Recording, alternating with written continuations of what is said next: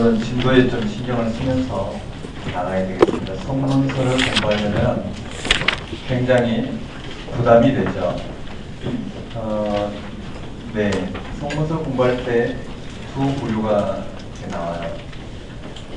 열심히 공부하면서도 굉장히 걱정하는 사람.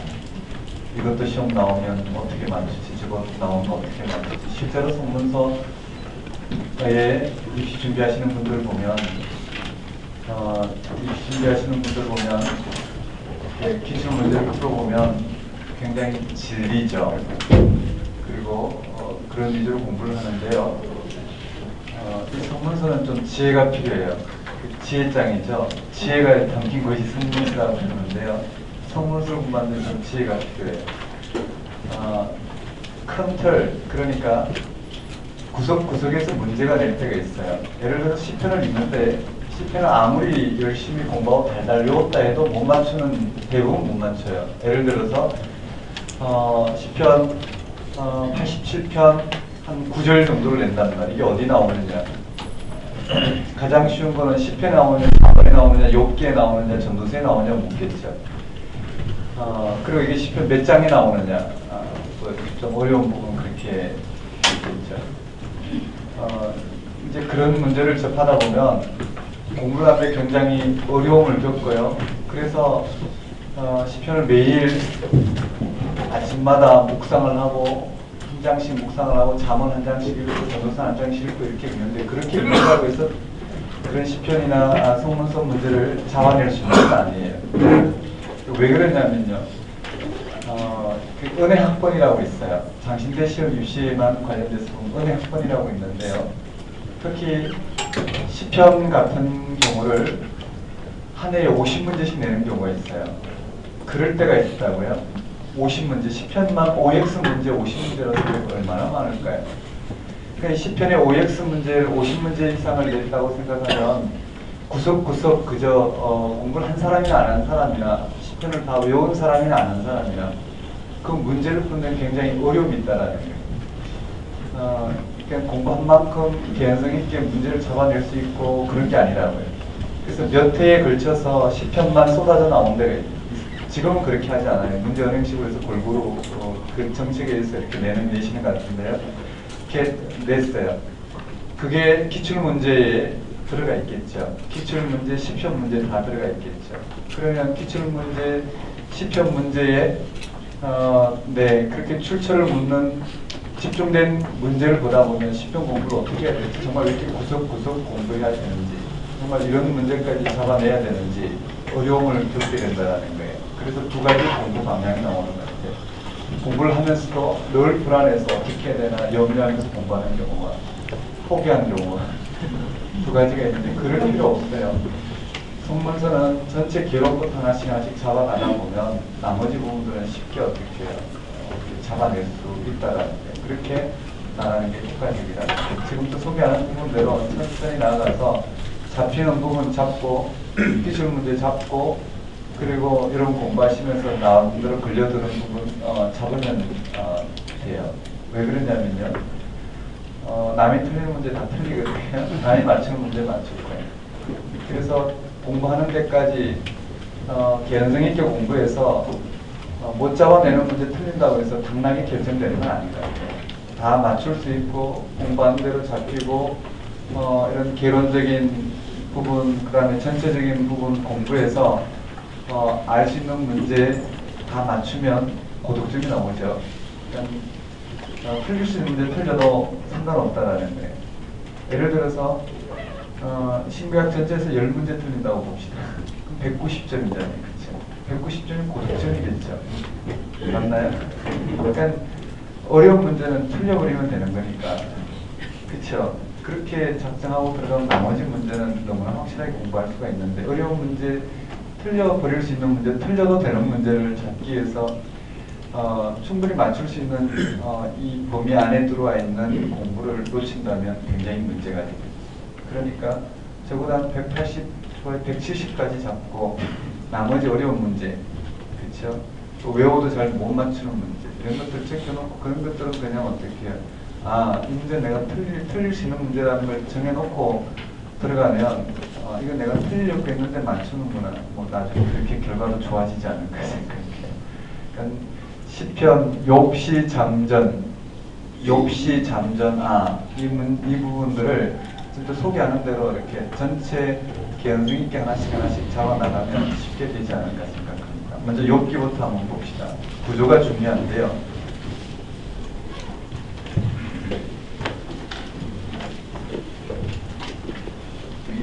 욥기를 좀 잘 소개할 수 있으면 좋겠는데요. 오늘 탭스 시험 있죠? 그래서 다들 못 오시고 그러시는데요. 네. 3시부터 있나요? 3시 반부터 있죠. 멀리서 시험 보시는 분들도 12시 반에 마치면 다 가실 수 있죠. 식사 오늘 12시 반까지 들고 가겠습니다. 네. 자, 욥기인데요. 욥기 구조를 보면 잘 아시는 것처럼요. 욥의 고난에 대해서 욥의 친구 세 친구가 등장하죠. 엘리바스, 빌닷, 소발이 등장해요. 욥기를 어떻게 읽어야 될 건가 참으로 할 말이 많은데 일단 전체 구조를 설명하는 선에서 오늘 진도를 나갈 거예요. 욥의 고난에 대해서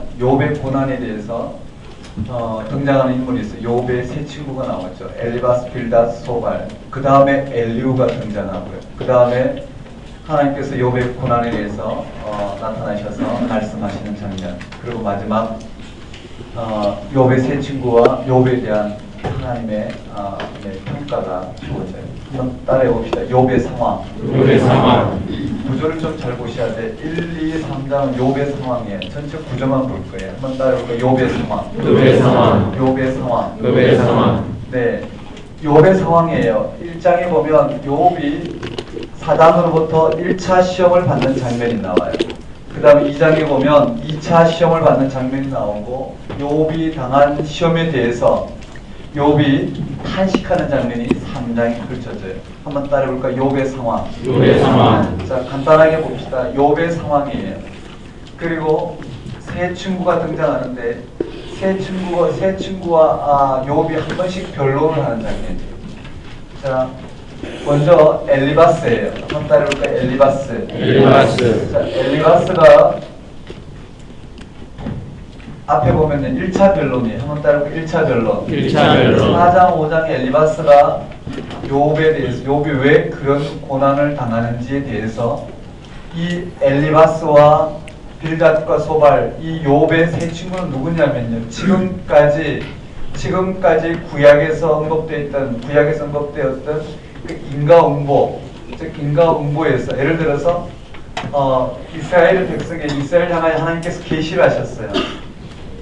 이스라엘 백성을 향하여 하나님께서 당신을 계시하시고 이스라엘 백성들이 그 하나님 계시 사건 앞에 나와 하나님과 언약을 맺었어요. 그런 하나님과의 언약 이후 이스라엘 백성들의 신앙은 어떻게 고착되었느냐면 인과응보, 즉 하나님께 어떻게 해요? 순종하면 복을 받고 불순종하면 저주를 받는 것이에요. 이게 문제였단 말이에요. 예를 들어서 여호와 앞에 나와서 순종하면 복을 받고 어떻게 해요? 불순종하면 저주를 받는 거예요. 그런데 여기서 문제는요. 역이 된단 말이에요. 지금 이스라엘 백성들의 신앙의 고착은 뭐냐면요. 그런 부분들이 요나서에도 나오죠. 요나서에도 하나님이란 반드시 어떻게 해요? 당신의 백성들을 괴롭히는 니느웨를 심판하실 거라고 생각했어요. 그래서 하나님은 요나를 보내서 니느웨를 구원하게 하셨는데도 불구하고 요나는 끝까지 어떻게 해요? 니느웨가 회개하는 부분들을 요나는 받아들일 수가 없는 것이에요. 그래서 죽기를 각오하고 하나님이 맞는지 요나 자신이 맞는지를 마지막까지 결판을 내고자 했던 장면이 요나서의 내용인데 여기서 욥기에서 이야기하고 있는 부분들은 좀 더 우리가 진행하면서 보겠지만요. 반대가 되는 거예요. 즉 하나님께 순종하면 복을 받고 불순종하면 저주를 받는데 이스라엘 백성들은 이 역도 승리한다고 생각해요. 뭐냐면 복을 받으니 그렇죠. 복을 받으니 하나님 앞에 이스라엘 백성들이 실제로 어떻게 복을 받으니 하나님 앞에 순종하고 있다고 생각하고 있고 의인이라고 생각하고 있고 저주를 받으니, 즉 고난을 받으니까 이가 뭐라고요? 악인이라고 생각합니다. 즉 의인은 복을 받고 악인은 고난을 받는데 역도 승리받는다고 생각하는 거예요. 뭐라고요? 이스라엘 전통 신앙에 복을 받으니 그는 의인이라고 생각하고 있고요. 그 다음에 고난을 받으니 그들이 뭐라고요? 죄인이라고 생각합니다. 그래서 이스라엘 백성들이 예수님 당시까지 뭐라고요? 고난받는 것들이 누구의 죄 때문에 고난받느냐라는 거예요. 누구의 죄 때문에. 그런 고착된 신앙, 그걸 뭐라고 이야기한다면 전통이라고 해요. 여호와 하나님을 경외하는 것은 그런 전통에 묶이는 게 아닌데 하나님이 계시하시고 그 계시 사건 앞에 이스라엘 백성들이 온전히 반응하는 거라고. 조금 더 우리 신약적 용어로 말하면 하나님을 온전한 그들의 삶의 토대로 삼는 것 자체가 뭐라고요? 구원인데도 불구하고 그들은 어떻게 생각했냐면 그 하나님을 통해서 오늘 우리가 우리 자신에게 초점 맞춰졌는데 그 하나님을 통해서 오늘 우리가 복을 받느냐 고난을 받느냐 여기에 그들은 하나님의 경험이 놓여 있었던 거죠. 이게 문제가 되었어요. 그래서요 간단하게 설명하면 지금 욥은 의인이었단 말이에요. 1장 2장에 언급되는 부분은 욥은 당대의 의인이었어요. 즉 잠언에서 이야기하고 있는 의인 지혜자가 바로 욥이었어요. 그런데 어떻게 해요? 그가 고난을 당한단 말이에요. 의인인데 고난을 당하는 거예요. 이것을 해석할 수 있는 게 없는 거예요. 의인인데 고난을 당하는 거예요. 그래서 엘리바스와 빌닷과 소발 이 세 친구가 욥에게 나와서 해석을 하는 거예요. 어떤 해석을 하냐면 인과응보의 원리를 해석하는 거예요. 즉 엘리바스와 빌닷과 소발은 이스라엘의 전통 신앙이에요. 모세 오경을 통해서 주어진 전통 신앙이에요. 즉 의인은 복을 받고 악인은 고난을 받는 거예요. 그 전통 인과응보 신앙에서 욥을 바라보니까 이해할 수 없는 거예요. 이해되시나요? 욥기는 어떻게 해요? 하나님 그런 전통 신앙 안에 이스라엘의 신앙 안에 갇혀 계신 분이 아니시라는 거예요. 욥기는 참으로 중요하죠. 다니엘서와 같이 그리 아니하실지라도 즉 하나님이 오늘 우리를 구해주지 아니하실지라도 그들은 이 땅에 이와 같은 복과 고난을 저주를 넘어선 온전한 하나님을 경외하는 신앙이 무엇인지를 구약 신앙에서 조금씩 보여주는 장면들인데요. 그렇게까지 갈 필요는 없을 것 같고요. 지금 어디에서 있는지만 좀 살펴보면 될 것 같아요. 한번 따라해 볼까요? 경험과 전통과 경험. 조금 더 부연 설명해 보면 여기 빈 자리라고 보고요. 여기 전통이 있어요. 경험이 있어요. 이 장면이 적극적으로 좀 해석돼야 될 것 같은데요. 지금 에어컨 들어오고 있으니까 문 좀 닫아도 될까요?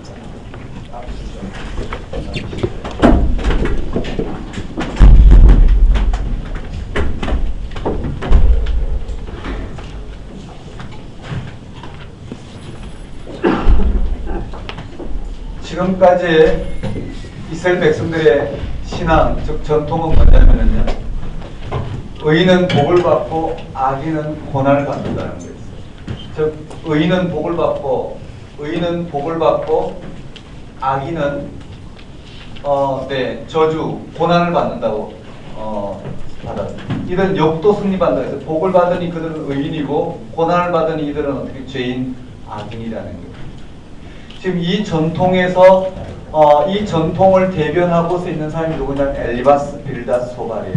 이들은 이 구약의 전통, 즉 이스라엘의 전통적 신앙에서 토대를 두고 있고요. 지금 경험은 뭘까요? 여기에 전통의 토대를 두고 있던 이와 같은 인과응보의 철저한 이 구약의 신앙의 전통의 토대를 두고 있는 욥이 실제로 뭘 경험했느냐면 자신은 의인인데 뭘 경험했느냐면 고난을 경험한다는 거예요. 이 문제를 해결할 길이 없는 거예요. 이해되시겠죠? 즉 이들이요 의인인데 복을 받고 악인인데 고난을 받아요. 그래서 엘리바스는 뭐라고 이야기하냐면은 뭐라고 이야기하냐면 내가 한 영으로부터 그 보좌 전승이죠. 하나님의 영으로부터 내가 직접 들었는데 의인은 복을 받고 악인은 고난을 받는다더라. 네가 고난을 당하니 너는 분명히 악인이라는 거예요. 죄를 지었다라는 거예요. 네가 나갈 방법은 회개하는 길밖에 없다라는 거예요. 욥은 여기에 대해서 뭐라고 이야기하냐면 나는 의인이었다라는 게 나는 의인이었는데 지금 고난을 당한다라는 거. 나는 의인이었는데 지금 고난을 당한다라는 거. 그러니까 너 해석이 틀렸다라는 거. 나는 지금까지 하나님 의인으로서 복을 받다가 갑자기 고난을 당했다라는 거.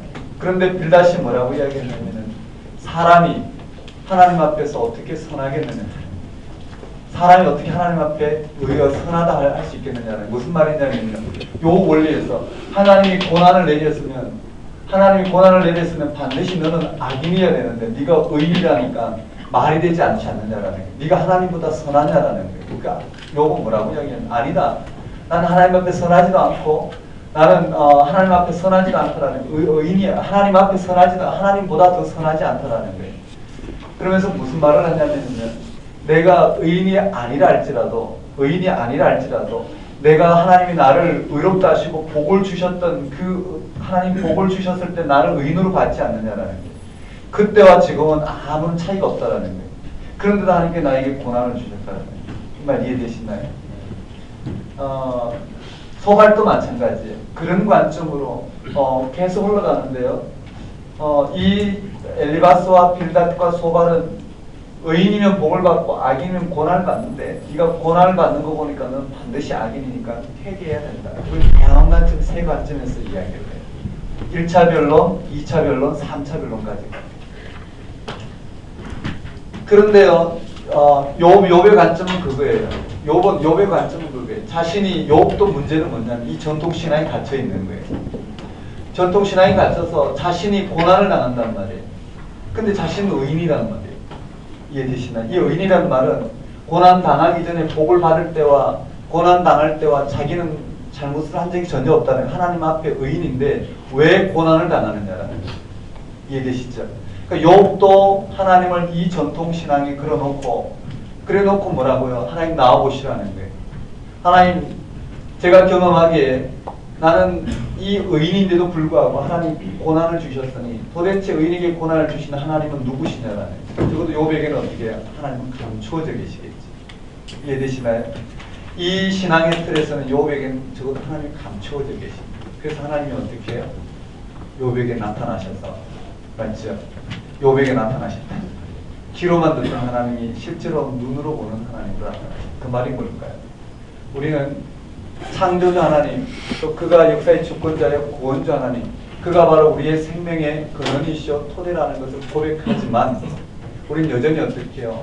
내가 이 땅에 사는 내가 생명의 토대가 되고 근원이 된다는 거야. 내가 좀 잘 되는 것. 내가 복을 받고 내가 고난을 당하는 자체가 어떻게 해요? 내 생명이고 내 죽음으로 우리를 받아들인다. 그게 아니라 욥이 실제로 어떻게 해요? 하나님을 만났다라는 것은 이 생명 토대가 누구에게 있다고요? 하나님께 있다는 거예요. 내가 이 땅에 복을 당하고 고난을 당하는 여기에 오늘 우리의 생사하고 걸려있는 게 아니라 바로 그 하나님에게 우리의 모든 생사하고 걸려있다는 것을 욥이 깨닫게 돼요. 어쨌든요, 그런 깊이까지 들어갈 수 있을지 모르겠지만 여기에 욥의 아내가 등장해요. 욥의 아내가 등장한 뭐라고요? 하나님을 욕하고 죽으라고 그러죠. 욥의 아내는 누구를 대변한다고요? 욥이 할 수 있는 방법은 첫째 이들처럼요 회개를 해야 돼요, 그렇죠? 회개할 게 없는데 회개를 해야 된다. 오늘 우리도 뭔가 좀 내 이 땅의 삶이 조금 내가 생각할 때 좀 불행하다고 생각하면 어떻게 온갖 회개를 다 하죠. 문제는 입시에 떨어진 것, 그렇죠? 입시에 떨어졌을 때 기도원에 가서 왜 떨어졌는지 하나님 앞에 묻고 회개할 거 다 회개하고 다음에 또 준비해 또 떨어졌어요. 회개할 게 없는데 어떻게 하나님 나를 이렇게 떨어졌어? 내가 이렇게 얼마나 열심히 했는데 떨어졌을까 이렇게 이야기하지만 그것과 하나님 나랑 좀 무관하겠죠. 여기 이들과 마찬가지예요. 오늘 우리의 전통적인 우리의 신앙의 틀 속에 갇혀 계신 분은 아니란 말이죠. 하나님 당신의 계시 사건 오늘은 뭘까요? 십자가 부활과 재림 사건 중에 당신의 하나님 나라와 그 일을 드러내시는데도 불구하고 우리는 하나님 나라와 의 도대체 하나님 뜻이 어디 있는가를 우리 삶에서 찾는다는 말이에요. 직장을 얻다가 직장이 얻어지지 않으면 어떻게 하나님 뜻이 도대체 어디 있는지 모르겠다. 하나님 뜻은 어디 있다고요? 예수 그리스도의 십자가와 부활과 재림 사건에 오늘 우리의 모든 이 땅의 생명의 토대를 새롭게 하시는데도 불구하고 그런 방식으로 여전히 우리는 어떻게 해요? 나를 못 박아야 될 이 땅에 살면서 하나님의 뜻과 하나님의 의를 찾는다는 것. 십자가에 못 박히는, 이 세상에 대해서 십자가에 못 박히는 게 하나님 뜻인데도 불구하고 우리는 그런 부분을 끌어와서 나를 조금 더 어떻게 해요? 하나님 없이 살 때와 똑같이 진작시키는 이런 승리주의에 물들어 있는 우리의 삶을 발볼 수 있죠. 그게 첫 번째라면요. 두 번째는 욥의 아내, 욕하고 죽으라는 것은 방법이 없는 거예요. 욥이 할 수 있는 방법이에요. 그렇죠? 욥이 할 수 있는 것은 아내가 대신 말해주고 있는 거예요. 즉 성급한 결론, 즉 고난 앞에 의인이 고난을 당한다는 말이에요. 어떤 방법이 없어요. 어디에요? 의인이 복을 받고 악인이 고난을 당한다라는 이 전통신앙 안에, 즉 복을 받으니 의인이고 고난을 받으니 악인이라고 생각하는 이 전통신앙 안에, 맞죠? 이 전통신앙 안에서 욥도 벗어날 수 없고 욥의 아내도 벗어나고 아무도 벗어날 수 없어요. 누가 벗어날 수 있느냐면 하나님의 계시 사건 앞에 다시 섰을 때만 벗어날 수 있어요. 하나님은 당신을 계시하시고, 맞죠? 하나님은 당신을 계시하셨다는 거예요. 그리고 그 계시 사건 앞에 나왔을 때만이 어떻게 벗어날 수 있다. 이건 참 많은 부분들로 나눌 수가 있는데요. 아무튼 한번 보겠습니다. 욥의 아내는 뭐라고요? 성급하게, 즉 이 고난 문제 앞에, 이 고난의 문제 앞에 자신은 의인인데도 불구하고 고난을 당한다는 거예요. 헤쳐나갈 방법이 없어요. 맞죠? 헤쳐나갈 방법이 없어요. 그런 욥의 아내는 어떻게 성급한 결론, 고난 앞에 오늘 우리가 대처해야 될 부분은 이와 같은 첫 번째 전통신앙 안에서 무조건 해결을 요청하는, 그렇죠? 무조건 해결을 요청하는 고난이 오늘 하나님 앞에 우리에게, 하나님 앞에 오늘 우리에게 새롭게 하나님을 인식하는 새로운 자리요, 하나님의 이 고난의 과정이 하나님의 신비, 하나님의 통치 신비라는 것을 받아들이고 그 앞에 하나님의 계시 앞에서 오늘 우리의 고난이 무슨 문제인지를 하나님을 만나는 귀한 통로, 자리, 이와 같은 부분을 받아들이기보다는 우리가 성급하게 벗어나야 될 어떤 오늘 우리의 문제를 해결해야 될 그러한 틀로 바라봤을 때는 첫 번째 이 엘리바스와 빌닷과 소갈처럼 우리가 반응할 수 있어요. 두 번째는 욥의 아내처럼 뭐라고요? 하나님 욕하고 죽어라. 방법이 없다라는 거예요. 하나님 욕하라는 말이 아니고 한마디로 말하면 어떻게 욥이 할 수 있는 방법은 없다라는 거예요. 그 다음에 세 번째는 욥처럼요. 의인인데 고난을 당하는 거예요. 그러면서 끊임없이 어떻게 해요? 자신은 전통신앙에서 의인인데 왜 고난을 당하는지 모르겠다. 그러면서 끊임없이 어떻게 해요? 하나님 앞에, 욥은 여기서 하나님 앞에 나아가서 고난을 주신 하나님이 잘못되었다는 거예요. 자신 의인인데 고난을 당하는데 자신의 경험이 옳은 거예요. 하나님은 이 고난을 주시는 하나님, 의인인데도 고난을 주시는 하나님이 잘못되었으니까 하나님 한번 나와 변론하잖아요. 하나님 나오셔서 한번 변론하잖아요. 이렇게 세 반응 가운데 하나님 계시하셔서 어떻게 해요? 나타나셔서 이들을 꾸짖으시고, 그렇죠? 욥도 꾸짖으시고, 그리고 결과적으로 어떻게 해요? 변론하자는 욥에게 당신을 계시하심으로 욥에게 이 고난의 문제가 어떻게 극복되는지를 해결해 주시는 이런 부분들입니다. 그칠지만 이렇게 안 봤어요. 어떤 내용인지 이해되시죠? 자, 한번 봅시다. 한번 따라볼까요? 욥의 상황. 욥기를 읽으면 읽을수록 욥기와 잠언을 같이 읽어야 되는데, 욥기를 읽으면 잠언은 뭘까요? 욥이 먼저 나왔지만 잠언이 우선이 되는 거예요. 잠언에서는 어떻게 지혜자예요. 여호와를 경외하는 자. 맞지? 여호와를 경외하는 자. 잠언의 대표적인 인물이 누구라고요? 욥이라는 거예요. 잠언의 대표적인 인물이 욥이라는 거예요. 여호와를 경외한다는 게 뭔지, 잠언의 핵심은 여호와를 경외하는 것이에요. 잠언의 핵심은 우리가 좀 이따 배우겠지만 잠언에는요 너무 재밌게 되어 있는데요. 이 잠언에서 말하고자 있는 그 영적인 세계로 좀 들어갈 수 있어야 되는데 잠언은 우리가 보통 어떻게 잠자기 전에 보통 읽죠. 그래서 잠언에 대한 오해가 참 많은데요. 자, 잠언은 어떻게 되냐면요, 이 두 여자가 불러요. 지혜자가 부르고 우매자가 불러요. 즉 지혜의 여인이 부르고 우매의 여인이 부르고 이렇게 해놨어요. 즉 지혜의 여인이 부르고 우매의 여인이 부르고, 즉 지혜의 여인, 즉 현숙한 여인이 부르고요, 우매의 여인 창기가 부르고 있어요. 누구를요? 청년을. 아버지는 옆에 서 있고요. 네, 그렇게 부르고 있어요. 이 지혜자가 이 지혜의 여인이 지나가는 성문 앞에 지나가고 있는 청년을 부른단 말이에요. 아직 무엇이 지혜인지 모르는 청년을 불러서 오라는 거예요. 이 잔치 자리에 오라는 거예요. 이 먹을 게 많고 너무나 풍성한 게 있으니까 오라는 거예요. 또 한쪽에는 뭐라고요? 우매의 여인, 즉 창기가 음식을 차려놓고 오라는 거예요. 이 청년은 어디로 가야 될지요. 즉 어디로 가야 될지. 즉 이 지혜의 여인을 부르는 이 초청으로 응하면 뭐라고요? 지혜 있는 자라고 해요. 그리고 이 우매의 여인, 즉 이 창기가 차려놓고 부르는 이 기생집이죠. 부르는 그쪽으로 부름을 받아가면 뭐라고요? 그쪽에 응해서 가면 그를 거만한 자, 미련한 자라고 성경은 이야기, 우매한 자 이렇게 이야기하고 있고요.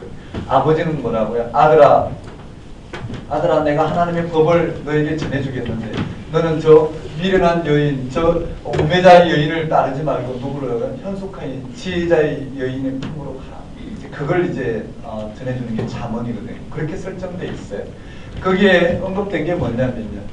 구약의 신앙에 보면 늘 뭐가 언급되어 있나요? 구약의 신앙에 보면 늘 하나님이 어떻게 이스라엘 백성을 부르셔서 가나안 땅을 허락하시고 거기에 하나님을 섬기는, 하나님을 경외함으로 말미암아 그 모든 삶의 이 땅의 모든 생사하복이 하나님부터 주어지는 걸 불구하고 그들이 가나안 땅에 들어가서 누구를 섬겼다고요? 우상을 섬기기 시작한 거예요. 즉 땅에 토대를 두고 바알과 아스타롯 신을 섬기면 그것이 어떻게 호세아서에 보면 이 모든 풍요로운 것은 바알 신이 줬다라고 이야기합니다. 하나님이 이 모든 것을 애굽에서 불러내어 입을 거 먹을 거 다 줬는데도 불구하고 그들이 가나안 땅에서 바알이 이와 같이 주었다라는. 그래서 하나님은 그들을 불러내어 광야에 놓고 누가 너를 먹이시는지 누가 너를 먹이는지 한번 볼 거라고 이야기하죠. 그와 같은 부분들이 근데 잠언이 그렇게 돼 있다고요. 잠언에서 하나님 당신을 계시하시고 즉 이 하나님을 경외하는 자, 참으로 하나님을 경외하는 자가 누구인지, 하나님을 경외하는 자가 누구인지 그와 같이 언급됐어요. 지혜자, 즉 이 모든 것이 하나님부터 비롯되었고 그 하나님을 온전히 어떻게 해요? 받아들이는 것, 그 하나님을 경외하는 것, 그것이 지혜 있는 자라고 이야기하고 있어요. 그 지혜 있는 자의 대표적인 게 바로 욥인데 한 단계 더 나아가죠. 여호와를 경외한다는 게 무엇이냐? 여호와를 경외한다는 게 무엇이냐? 즉 의인은 복을 받고 악인은 고난을 받는 이것이 여호와를 경외하는 거냐? 그것이 오해되고 있는 것은 한 단계 더 나아가요. 고난 가운데 있다 할지라도, 그렇죠? 고난 가운데 있다 할지라도 이 땅에 어떠한 의인이 고난 가운데 있다 할지라도 그것으로 고난으로 말미암아 벌어진 이 땅의 어떠한 삶에도 불구하고 여호와를 경외하는 것, 그렇죠? 아무 조건 없이 이 땅에 우리의 어떠한 생사화복과도 관계없는 조건 없이 우리의 생명의 토대가 하나님께 있음을 알고 그 하나님을 받아들이고 그 하나님을 경외하는 것, 그것이 바로 의인이라는 것을 언급하고 있어요. 어쨌든 잠언과 욥과 그렇게 연결되어 있다는 정도만 보면은요.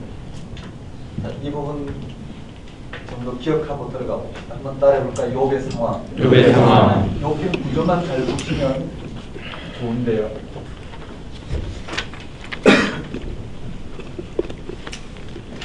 자, 1, 2, 3장은 욥의 상황이에요. 한번 따라해봅시다. 욥의 상황. 그 다음에 엘리바스, 빌닷, 호발이 나와서 전통적 신앙관의 토대를 두고 의인은 복을 받고 악인은 고난을 받는다라는 것. 맞죠? 의인은 복을 받고 악인은 고난을 받는다라는 것. 의인은 복을 받고 악인은 고난을 받는다라는 것. 이 전통적 신앙의 토대를 둔 이 엘리바스와 빌닷과 소발이 나와요. 한번 따라해볼까? 엘리바스가 한번 나오고 그 다음에 빌닷이 한번 나오고 그 다음에 소발이 한번 나오죠. 자, 1차 변론이에요. 한번 따라해볼까요? 1차 변론, 2차 변론, 3차 변론. 자, 그게요. 엘리바스가 한번 따라해볼까요? 엘리바스 4, 5, 15, 22. 이것만 외우면 되겠죠. 한번 따라해볼까요? 엘리바스 4, 5, 15, 22. 몇 번 반복하면 외워지거든요. 엘리바스가 논쟁한, 엘리바스가 나오는 장, 엘리바스가 한 말이 나오는 장은 몇 장이냐면 4, 5, 15, 22. 되셨나요? 그 다음에 빌다시 이야기한 장면은 뭘까요? 8, 18, 25. 한번 따라볼까요? 8, 18, 25. 8, 18, 25. 소발, 소발. 11, 20. 11, 20. 자, 이렇게 된 1차 변론이에요. 엘리바스, 욥, 빌닷, 욥, 소발, 욥이에요. 되셨나요? 1차 변론 끝났어요. 다시 또 2차 변론 들어와요. 즉 엘리바스, 욥, 그 다음에 빌닷, 욥, 소발, 욥. 그래서 욥이 말한 장은 구태 외울 필요 없겠죠. 간단히 써보면 이해돼요. 그 다음에 다시 써요. 엘리바스, 욥, 빌닷인데 25장이니까 빌닷이 몇 절 안 나와요. 아주 짧아요. 가장 짧아요. 욥기에서. 왜 그랬을까요? 더 이상 이게 문학적 구조인데요. 더 이상 어떻게 해요? 이 전통적 신앙 관점에서 이 욥이 당한 문제를 해결할 수가 없는 거예요. 전통적 신앙 관점에서 욥이 당한 문제를 해결할 수가 없는 거예요. 그 다음에 어떻게 해요? 소발은 아예 변론을 포기했단 말이에요. 이해되시겠어요? 그걸 통해서 누가 이미 변론에서 졌느냐면 엘바스 빌닷 소발 변론에서 졌어요. 욥도 마찬가지. 욥도 그게 변정하지만 해결책이 없는 거예요. 그러면서 어떻게 해요? 하나님이 계시면 좀 나와보라는 거예요. 그러면서 그 지혜의 문제를, 이 문제를 누구에게 들고 가냐면 28장이에요. 한번 따라볼까요? 지혜장. 지혜장. 이 문제를 누구에게 들고 가냐면 여기 지혜장이에요. 즉 엘리바스, 빌닷, 소발, 욥 모두가 다 누구를 바라보냐면 하나님을 바라봐요. 즉 엘리바스, 빌닷, 소발, 이 엘리바스,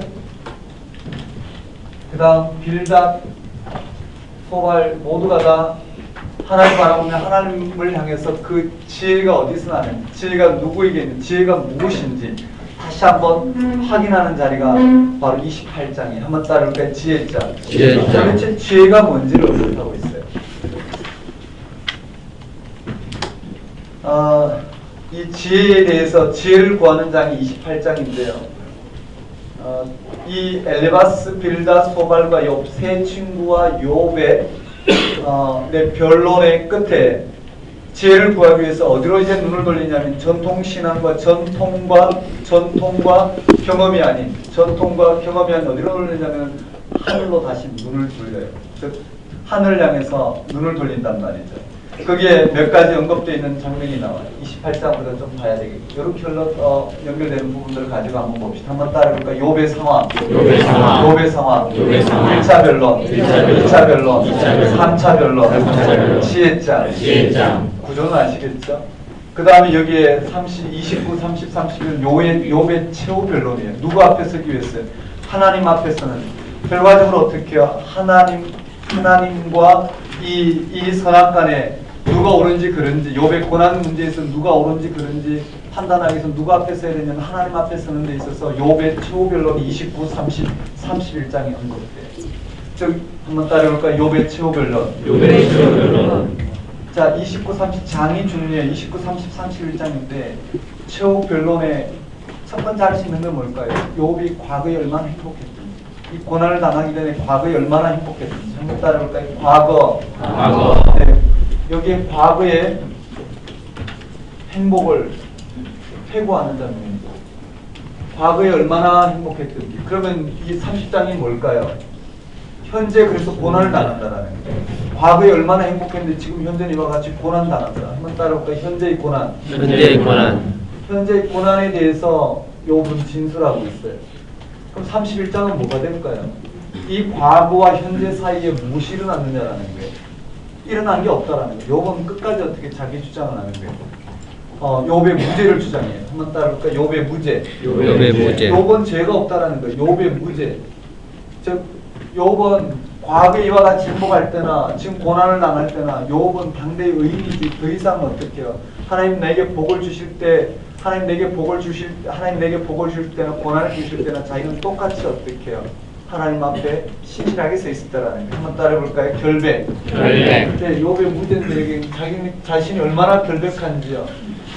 이 결백을 어디에다 뭘 가지고 이야기하고 있느냐면은 율법을 들어서 이야기하고 있어요. 이 자신이 얼마만큼 율법을 철저히 지켰는지 이 율법을 들어서 자신의 결백을 주장하고 있어요. 한번 따라해볼까요? 욥의 최후 진술. 자, 한번 따라해봅시다. 과거. 네, 과거 행복했던 순간을 회고하고 있고요. 그 다음에 현재의 고난을 진술하고 있고, 그 다음 욥이 자신의 결백을 이야기하고 있어요. 여기서 신학이 네, 오늘 우리 가운데 신학, 즉 하나님이 이 땅을 향하신 네, 계시 사건이 오늘 우리 가운데 어떻게 드러나는지에 대해서 우리가 좀 해명을 할 수 있겠죠. 자, 그 다음에 누가 등장한다면요. 욥은 지금 누구에게 이 문제를 제수했느냐면 하나님 앞에 제수했어요. 하나님이 있으면 한번 하나님 한번 나오셔서 이 의인이 고난을 받는 이 문제에 대해서 한번 해결해 보자는 거예요. 욥 또한 뭐라고요? 욥 또한 의인이 고난을 받는 이 문제에 있어서 하나님이 잘못됐다고 이야기하는 거예요. 이해되시죠? 의인이 고난을 받는 이 문제에 있어서 하나님이 잘못됐다라는 거예요. 그 하나님 앞에 제수한 욥은 마지막 어떻게 해요? 이와 같이 하나님 앞에 내 자신을 과거를 회상하면서 자신의 최후 변론을 통해서 자신은 결백하다는 걸 주장합니다. 그래서 하나님께 나타나셔서 당신을 계시하기 전에 하나님께서 당신을 계시하기 전에 누구를 통해서 하나님은 당신을 대변하느냐면 엘리후라는 제 3의 인물이 등장해요. 한번 따라해볼까요? 엘리후. 이 33, 34, 35, 36, 37장 엘리후가 등장해요. 한번 따라해볼까요? 엘리후라는 제3의 인물이 등장해서 누구를 비난하냐면은 세 친구도 잘못됐고 욥도 잘못됐다. 세 친구도 전통적 관점에서 욥의 고난을 충분히 어떻게 해결해내지 못하는 거예요. 또 욥도 잘못됐다라는 거예요. 욥은 어떻게 자기의 경험에 의존해서 자기는 의인인데 고난을 당한다는 이 경험에 의존해서 자신이 의인인데 고난을 당하니 어떻게 해요? 자신도 어떻게 해요? 여전히 의인은 복을 받고 악인은 고난을 당한다는 이 도식에서 벗어나지 못해서 오히려 하나님을 어떻게 하나님보다 자신이 더 의롭다고 생각하는 이것이 욥에게는 죄라는 거예요. 정말 이해되시나요? 한번 따라해볼까? 엘리후. 그다음 38장에는 하나님이 나타나셔요. 드디어 하나님이 폭풍 가운데 당신을 계시하셔요. 한번 따라해볼까요? 하나님. 네, 하나님의 현현이에요. 한번 따라해볼까요? 하나님의 현현. 하나님의 현현 앞에 욥의 반응과 마지막 평가를 한 겁니다. 이렇게 본 겁니다. 이런 구조예요. 자, 여기에서 다시 한번 보면은요. 이 구조에서 다시 한번 보면 욥기에서 우리가 글을 읽다 보면 갑자기 어떻게 산문이 나오다가 운문이 나오고 다시 또 산문이 나와요. 분명히 다르죠. 산문과 운문은 달라요. 여기에 욥의 1장, 2장은 산문이에요. 한번 따라볼까요? 욥의 상황. 즉 욥이 고난을 받는 1장, 2장.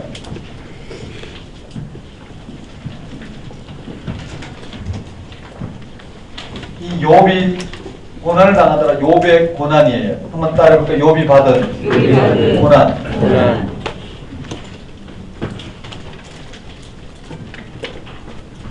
욥이 고난을 당했더라. 그다음에 3장은 욥의 탄식이거든요. 넘어갔어요. 욥이 고난을 당하더라. 결론이 뭐냐면은요. 여기에 42장 7절부터 마지막까지예요. 42장 7절부터 마지막까지. 네, 17절까지죠. 이 고난을 당하는데 1장, 2장에 보면 욥이 고난을 당하는데도 어떻게 해요? 하나님을 욕하지 않고 순전해요. 1장, 2장에서 보면요. 3장에서 욥의 탄식이 나오지만 1장, 2장은 고난 앞에서도 의인은 어떻게 해요? 담대하게 그 고난을 받아들여요. 맞죠? 1장, 2장에 보면 뭐라고 되어 있느냐면은 욥이 뭐라고 이야기하냐면 우리가 하나님께 복을 받았은즉 화도 받지 아니하겠는 아주 의연해요. 우리가 하나님 앞에 복을 받았은즉 화도 받는 것이 당연하지 않겠느냐. 그 말은 어떻게 전통적 신앙을 넘어선 것처럼 그런 당대의 의인의 모습이 충분히 나타나 있고 2장에요. 그리고 마지막 42장 7절에 보면 그런 이 1장 2장에 나타난 욥 사단의 두 번의 시험에도 불구하고 마지막에 뭐라고요? 주신 이도 여호와시오 가져가신 이도 여호와시라는 거예요. 두 번째는 어떻게 해요? 복을 주셨은즉 고난도 고통 복을 주셨은즉 화도 받는 것이 당연하지 않느냐. 복도 주셨는데 화도 주시 그게 당연하지 않겠느냐는 거예요. 당대 의인의 모습이 잘 드러나 있고 여기에는 그런 욥에게 하나님은 어떻게 해요? 갑절의 축복을 주시더라. 이해되시나요? 그리고 나머지는 뭐라고요? 3장부터 42장 6절까지 내용이 들어가 있어요. 욥의 구성 의도라고 볼 수 있겠죠. 욥의 구성 의도라고 볼 수 있어요. 다시 말씀드리면 1장, 2장에 욥은 고난을 받아요. 맞죠? 욥은 고난을 받아요. 그리고 42장 7절로 가면 어떻게 해요? 그런 고난을 견뎌낸 욥에게 무엇이 주어지냐면은 이 결론이 주어지더라라는 거예요. 이 결론이 주어지더라. 이걸 통해서 욥은 두 가지를 읽어낼 수 있단 말이에요. 1장 2장과 42장 7절 이후는 뭘까요? 고난에 대한 이 땅의 고난에 대해서 고난을 처음 당한 게 아니라 고난을 통해서 결과적으로 드러난 하나님의 통치는 무엇이냐면 하나님의 앞에 이 땅을 살아가면서 하나님이 드러내시는 고난 앞에 우리가 취해야 될 태도는 1, 2장에서 바로 42장 7절 이후로 가게 된다는 거예요. 결론은 뭘까요? 고난 앞에 우리가 써 있어야 될 결론은 욥처럼 1, 2장에 주신 이도 여호와시요 다 가져가신 이도 여호와시라는 거예요. 그 다음 복을 주셔서는 화를 받는 것도 화도 받지 아니하겠느냐. 온전히 어떻게 해요? 하나님 통치에 우리의 모든 존재 토대를, 존재 근거를 맡기는 거예요. 그랬더니 하나님은 결과적으로 어떻게 해요? 우리에게 이와 같은 두 배의 축복을 허락하시다. 두 배의 축복이 핵심이 아니라 결과적으로 어떻게 해요? 하나님을 경외한 자에게 하나님은 구원을 베푸시더라라는 장면이죠. 그렇지만 3장부터 42장 6장까지는 또 다른 내용. 뭐라고요?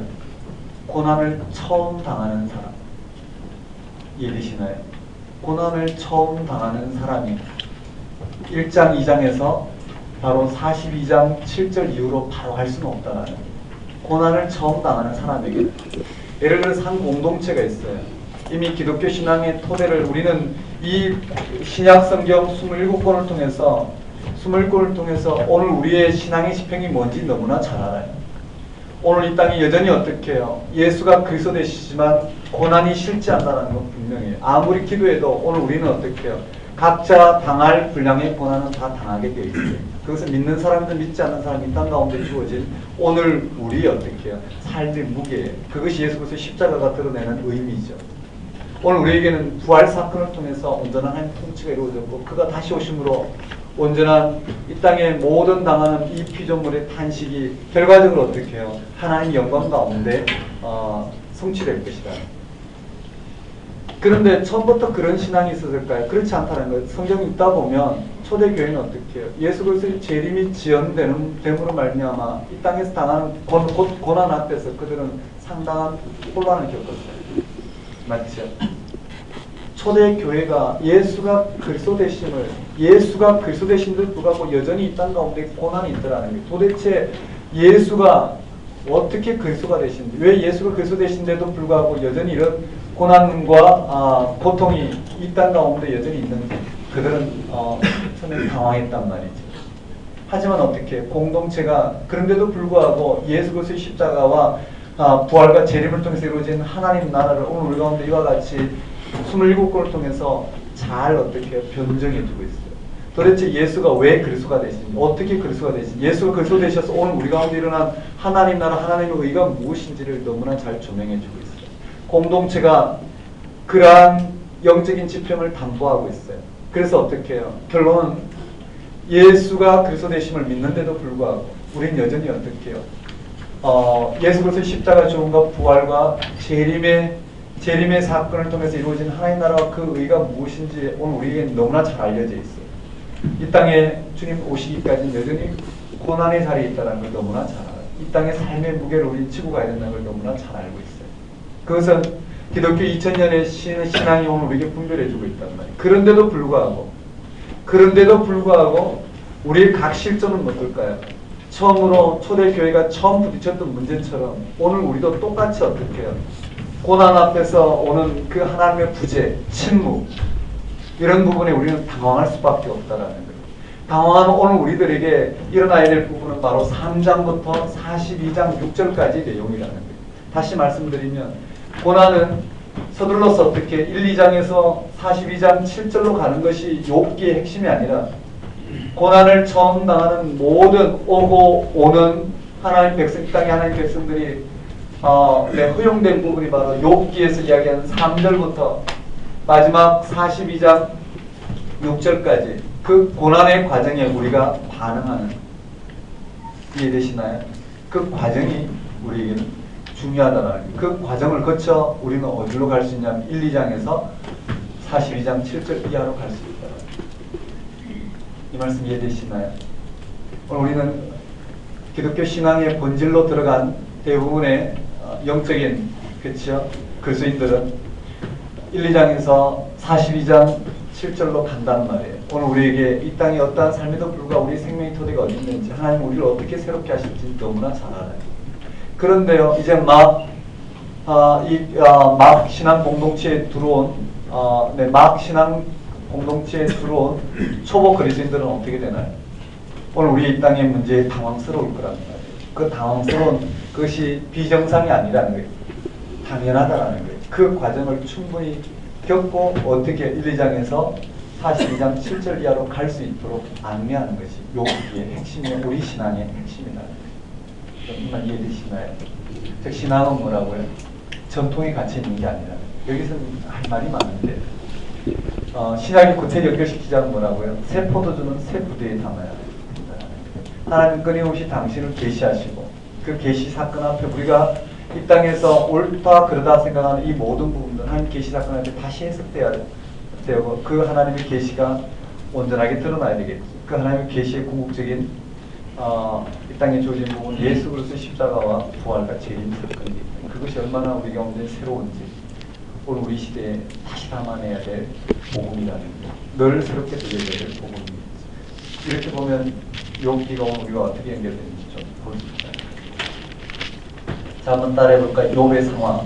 자, 한번 들어가 봅시다. 1, 2장에 1절부터 5절까지는 욥이 누군지를 잘 설명하고 있어요. 욥에 관하여. 한번 따라해볼까요? 욥에 관하여. 1장에 첫 번째 이 욥에 관하여 설명하고 있어요.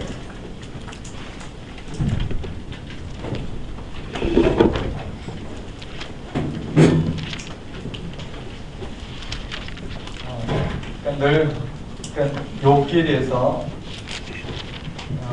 관심이 많아서 이렇게 문헌을 참고하면서 여러 가지 욥의 1장 1절부터 하나씩 이 주제별로 이런 단락들로 엘리바스가 뭘 이야기했고 욥은 어떤 변정했고 이런 부분들을 깊이 읽으면 참 재밌거든요.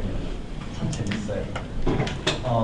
그렇게 해서 준비한 어제 이제 강의를 준비하면서 이렇게 그동안 조금 준비했던 글을 보니까 약 한 200쪽이 넘어가요.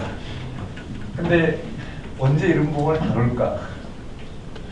글쎄요, 이미 준비한 지가 한 5년이 지난 것 같은데 별로 다룰 기회가 없어요. 이렇게 개론적인 부분만 다루게 되지 깊이 있게 되고 교회 공동체 내에서 그렇게 세밀하게 이런 깊숙이 신앙이 깊이서 다룰 만한 그런 장과 관심과 적절한 목회의 이런 근거가 잘 형성이 되지 않는 것 같아요. 한 10년쯤 지나면 되지 않을까 생각해요. 궁극적인 오늘 우리가 어떻게 하나님을 잘 믿음을 알면 우리가 어떻게 좀 더 발전하고 많이 유익할까에 초점 맞춰져 있지, 하나님의 통치가 도대체 무엇인지, 그게 우리가 생명이 있다는 걸 토대로 두는 오직 그 한 사건에 우리 모든 걸 집중시킬 수 있을 텐데, 근데 우리는 그렇게 하기가 쉽지 않죠. 그렇게 모함하기가 쉽지 않아요.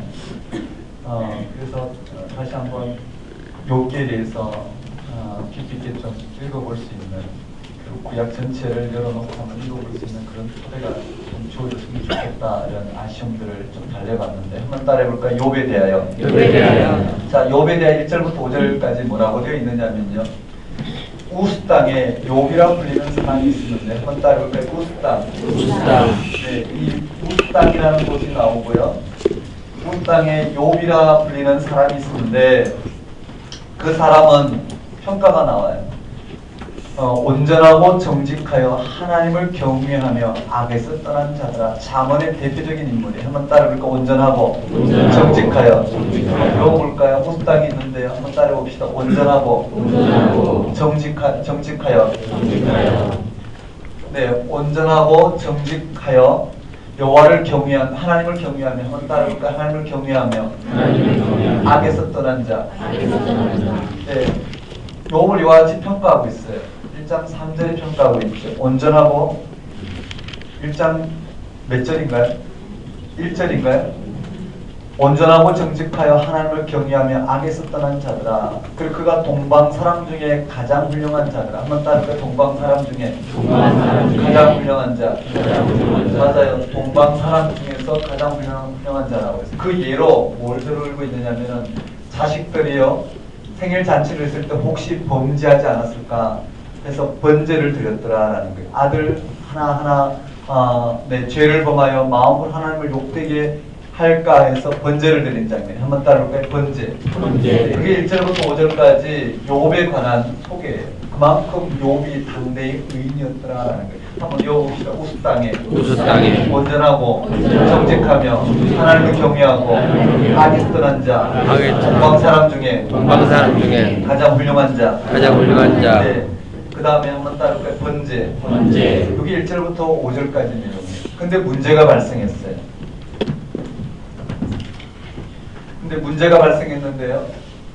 여기서 이제 거기 한번 따라해 볼까요? 여호와, 사단, 여호와.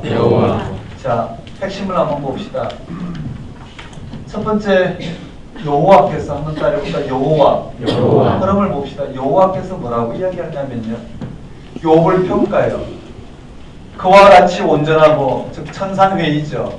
하늘의 상황이 나왔는데 하늘의 상황, 이 땅을 통치하는 회의를 열었는데 그게 하나님께서 이 땅을 바라보고 뭐라고 이야기하시냐면은 그와 같이 온전하고 정직하여 하나님을 경외하며 악에서 떠난 자는 세상에 없느니라. 욥을 당대의 의인으로 이와 같이요 여호와를 경외한다는 게 무엇인지를 지금 이야기하는 거예요. 이해되시나요? 여호와를 경외한다. 이거 오늘 우리의 주제이기도 해요. 예수 그리스도를 통해서 오늘 우리가 하나님을 신앙하는데 하나님을 신앙한다는 게 무엇인지를 언급하고 있다. 여호와를 경외하는 것이 무엇인지 여기에 먼저 하나님께서 욥을 들어서 이 1장 1절에 언급되는 한번 따라볼까요? 온전하고 정직하며 하나님을 경외하고 악에서 떠난 자. 맞아요. 욥을 이와 같이 하나님께서는 드러내셨단 말이에요. 그러자 그게 누가 등장하냐면 사탄이 등장해요. 아직 사단은 네, 여기서 사단은 어떻게 해요? 천사의 한 종류죠. 맞죠? 하나님과 천상회의에 함께 참석했어요. 그리고 이 사탄은 뭐라고요?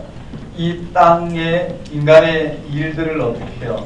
하나님 앞에 고발하는 자로 등장해요. 아직 사탄이 하나님을 불신하고 떠나지 않은 직전이었던 것 같아요.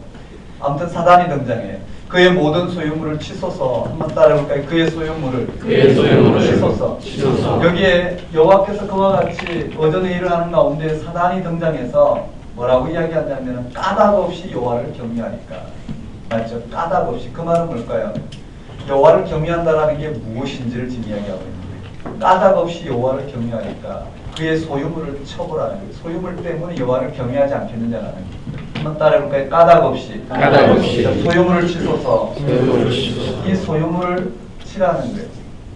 여호와께서 어떻게 이 문제를 허락해요. 여호와께서 뭐라고 말씀하시냐면 소유물을 치되 그의 몸에는 손을 대지 말라는 거예요. 이해되시죠? 첫 번째 한번 따라해볼까요? 여호와. 사단. 여호와. 그래서 사단이 그의 소유물을 친단 말이에요.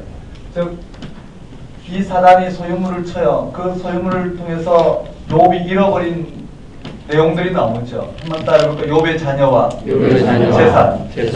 자, 거기에 소와 암나기, 그 다음에 종과 양, 낙타, 소생 이렇게 돼 있어요. 그게 결론적으로 어떻게 욥의 반응이 나와요. 한번 따라해볼까요? 욥의 반응. 네, 욥의 반응이 21절에 언급되는데요. 21절에 뭐라고 되어 있느냐면은 주신 이도 여호와시오 거두신 이도 여호와시니. 이해되시죠? 주신 이도 여호와시오 거두신 이도 여호와시라. 의인으로서의 모습을 언급했잖아요. 따르니까 여호와. 이 여호와께서 욥에 대해서 평가한단 말이에요. 온전하고 정직하며 하나님을 경외하고 악에서 떠난 자들아. 사단이 그 소유물을 치소서. 여호와께서는 허락하시죠. 그 몸에는 손대지 마라. 그리고 소유물을 쳤어요. 거기에 대한 욥의 반응은 주신 이도 여호와시오 거두신 이도 여호와시라. 하나님의 경외를 드러내고 있어요. 하나님을 경외한다는 게 무엇인지를 언급하고 있죠. 하나님을 신앙한다는 것 참으로 맞죠, 그렇죠? 오늘 예수 그리스도를 통해서 우리에게 일어난 그 하나님의 생명 주심을 받아들이고 예수를 그리스도로 받아들인다는 것은 하나님을 신앙하는 것이 하나님을 경외하는 것일 텐데 그것이 무엇인지 오늘 우리의 그 신앙의 토대가 무엇인지 욥기를 통해서 우리가 정확히 들여다볼 수 있어요. 자, 그 다음에 두 번째 다시 또요 문제가 발생해요. 여호와께서요. 한번 따라해볼까요? 여호와. 문제는 여호와셔요, 그렇죠? 문제는 여호와께서 온전하고 정직하여 다시 또 어떻게 해요? 언급하고 있어요. 온전하고 정직하며 하나님을 경외하고 악에서 떠난 자들아. 사단이 다시 또 등장했어요. 까닭없이 여호와를 경외할까? 그러면서 뭐라고 이야기했냐면 가죽으로 가죽을 바꾸니 사람이 그의 모든 소유물로 자기의 생명을 바꿀지라. 대신 뭐라고 이야기하냐면 그 뼈와 살을 치소서. 그러면 주를 욕하지 않겠나니까 한번 따르가 뼈와 살을 치소서. 그러자 어떻게 해요? 여호와께서는 생명에는 손대지 말라고 했어요. 뼈와 살을 치되 그의 생명은 해하지 말라고 했어요. 그래서 사단이 뭐라고 했느냐면 여기에요. 발끝부터 정수리까지, 그쵸? 욕창이 나게 했어요. 욥이 온 몸에 정수리까지 종기가 났어요. 여기에 대한 반응은 두 가지예요. 여기에 반응은 세 가지로 언급되어 있고 한번 따라볼까요? 욥의 아내. 여기 욥의 아내는 하나님을 욕하고 죽은 욥의 아내를 비난해서는 안 돼요. 욥의 아내는 누굴 드러낸다고요? 이 전체, 그쵸? 욥이 반응할 수 있는 성급한 결론을 언급하고 있어요. 오늘 우리들처럼. 오늘 우리의 문제 앞에 우리는 어떻게 이야기하나요? 욥의 아내처럼 반응할 때가 많죠. 그 다음에요. 여기 욥의 반응이에요. 한번 따라해볼까? 욥의 반응.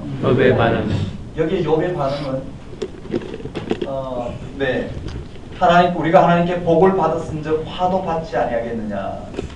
그 다음에 여기 또 누가 등장하냐면 욥의 세 친구예요. 한번 따라해볼까? 욥의 세 친구.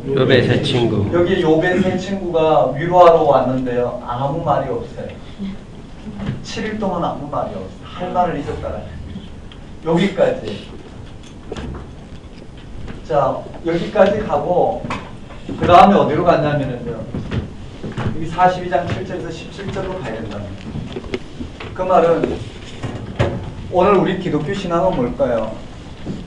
신약 27권을 통해서 예수가 그리스도 되심을 통해서 드러나는 하나님의 나라와 오늘 우리를 향한 이 땅의 하나님의 통치가 무엇인지 우리는 들여다보고 있다는 말이에요. 그리고 그런 3장부터 42장까지 과정을 다 겪었어요. 초대교육도 우리가 겪고 난 다음에 우리는 뭐라고요? 1, 2장부터 우리는 42장 7절, 17절로 가는 이 신앙이 우리에게는 결정적이라는 거예요. 이해되시나요? 그렇지만 욥기에서 정작 중요한 건 뭘까요? 3장부터 40장 6절까지 가는. 그쵸? 자, 42장 7절 이후에 뭐가 있는지 한번 봅시다.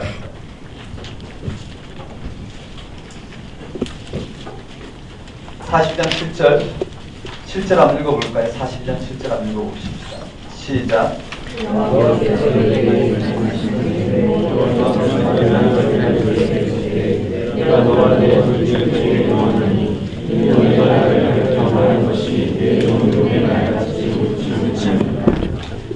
네, 여호와께서 욥에게 말씀하신 후 이제 결론은 뭐냐면은 7절에 엘리바스에게 이르되 내가 너와 네 두 친구에게 노하나니 이는 너희가 나를 가리켜 말한 것이 내 종 욥의 말같이 옳지 못함이니이다. 이 세 친구를 하나님은 어떻게 해요? 비난하시죠. 세 친구의 말이 틀렸다라는 거예요. 그런즉 너희는 수소 7과 수양 7을 가지고 수소 7과 수양 7. 내 종 욥에게 가서 너희를 위하여 번제를 드리라. 내 종 욥이 너희를 위하여 기도할 것인즉 내가 그를 기쁘게 받으리니 너희가 우매한 만큼 너희에게 갚지 아니하리라. 그러니까 하나님 보호하지 않겠다라는 거예요. 이는 너희가 나를 가리켜 말한 것이 내 종 욥의 말같이 옳지 못함이니라. 이에 대만 사람 엘리바스와 수아 사람 빌답과 나아만 사람 소발이 가서 여호와께서 자기들에게 명하신 대로 행하니라. 여호와께서 욥을 기쁘게 받으셨더라. 이렇게 됐어요. 한번 따라해 볼까요? 결론인데 첫 번째 부분은 욥의 세 친구예요. 한번 따라해 볼까요? 욥의 세 친구. 욥의 세 친구를 향한 하나님의 말씀이에요. 그 다음에 욥에 대해서 뭐라고 언급되냐면요.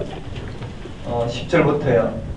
욥이 그 친구들을 위하여 기도할 때 여호와께서 욥의 공경을 돌이키시고 여호와께서 욥에게 이전 모든 소유보다 갑절이나 주신지라. 많은 사람들은 이렇게 이야기해요. 내 자녀를 잃어버렸다가 다시 그 자녀를 허락하셨다고 해서 어떻게 위로가 되겠느냐. 여기서 초점은 그게 아니에요. 이해되시죠? 여기서 초점은 뭘 주셨느냐의 초점이 아니라는 거예요. 하나님을 경외하는 것이 무엇이냐를 그 당시는 어떻게 해요? 복과 저주와 고난으로 오늘 우리에게 어떻게 해요? 들려주고 있어요. 다시 말씀드리면 예전에 오늘 우리는 우리가 중심이 되죠. 우리가 중심이 돼서 우리가 이 땅에 뭔가를 누리면 그것이 복이고 누리지 못하면 고난이라 이야기하는데 성경의 주제는 그게 있지 않아요. 그것은 하나의 어떻게 그 시대에 하나님을 경외한다는 게 무엇인지를 가리키는 손가락에 불과하고요. 결과적으로 뭘까요? 하나님을 경외한다는 것이 무엇인지 그것을 아는 것이 하나님을 경외하는 것에 눈을 뜨는 것이 복이라는 거예요. 욥은 뭐라고요? 이제 내가 귀로만 들었던 하나님 눈으로 본다는 거예요. 하나님을 경외한다는 것이 무엇인지 욥은 정말로 깨닫게 된 거죠. 즉 의인이 복을 받고 악인이 고난을 당한다는 이런 소식이 아닌 맞죠? 정말 하나님을 경외한다는 게 무엇인지 욥은 진정으로 어떻게 눈을 떴다라는 거예요. 그런 욥의 하나님의 경험을 우리에게 들려주고 있는데 그런 것을 결론적으로 욥이 이전 모든 소유보다 갑절을 받았더라 이런 방식으로 우리에게 들려주고 있다고 보는데 한번 따라해볼까요? 이전 소유보다 갑절이나 주신지라. 맞아요. 갑절을 주셨는데 양이 7천에서 14,000으로 약대가 3천에서 6천으로 소와 암염소가 500에서 1000으로 그 다음에 아들 딸은 그대로죠. 아들 7, 딸 3을 얻었더라. 그리고 욥이 140년을 살며 아들과 손자 4대를 보았더라. 이렇게 돼 있어요. 이해되시죠? 즉 욥의 이 모든 여기에 언급된 이 소유물의 2배를 받는 장면입니다. 그 말은 뭘까요? 하나님은 이 욥을 만나주심으로 말미암아 여호와를 경외하는 것이 무엇인지 욥을 통해 드러내시고 욥은 그것을 알게 되고 그것이 복이고 그 결과가 갑절로 주어졌더라. 한번 따라해볼까요? 갑절. 이 결과로 주어졌어요. 네, 이렇게 보면 되겠군요. 한번 따라해볼까요? 욥의 상황. 외워봅시다. 욥에 관하여. 우스 땅에 온전하고 정직하며 하나님을 경외하고 악에서 떠난 자, 동방 사람 중에 가장 훌륭한 자, 번제. 네, 아들의 생일 잔치 후에는 번제를 드렸더라. 그 말은 혹시나 여호와 앞에 악을 행하였을까봐 그만큼 어떻게 이 사건은 동방 사람 중에 가장 훌륭한 자, 즉 온전하고 정직한 여호와를 경외하는 악에서 떠난 자의 하나의 대표적인 사건을 언급하고 있죠. 그 다음에요, 첫 번째 시험이에요. 한번 따라볼까요? 여호와 온전하고 정직하며 여호와를 경외하고 악에서 떠난 자, 사단 소유물을 치소서. 여호와 그의 몸에는 손대지 말라. 소유물 쳤어요. 욥의 반응이에요. 한번 따라볼까요? 욥의 반응. 주신 자로 거두신 자로 여호와시라는 거예요. 그 다음에 한번 따라볼까요? 여호와 온전하고 정직하며 여호와를 경외하고 악에서 떠난 자, 사단 뼈와 살을 치소서. 여호와 그 생명은 해하지 말라. 뼈와 살을 쳤어요. 욥의 안에 욥의 반응, 개친구의 반응. 이해되시나요? 그리고 결론을 갔을 때 어떻게 해요? 이 세 친구의 이 모든 반응들은 결과적으로 하나님부터 어떻게 해요? 정죄를 받고 욥은 이 모든 과정 속에서 어떻게 하나님께 변론을 통해서 이미 욥은 어떻게 변론을 통해서 이미 40장부터 욥이 잘못했다 손을 들었죠. 그 결과로 어떻게 해요? 하나님은 욥을 기쁘게 받으셨다. 참으로 여호와를 경외하는 것이 무엇인지 욥을 통해서 드러내심으로 욥의 편을 들어주시는 것이 바로 하나님 욥을 통한 반응이시다 보면 될까요? 되셨나요? 우리 10분 쉬었다가 욥기 마무리.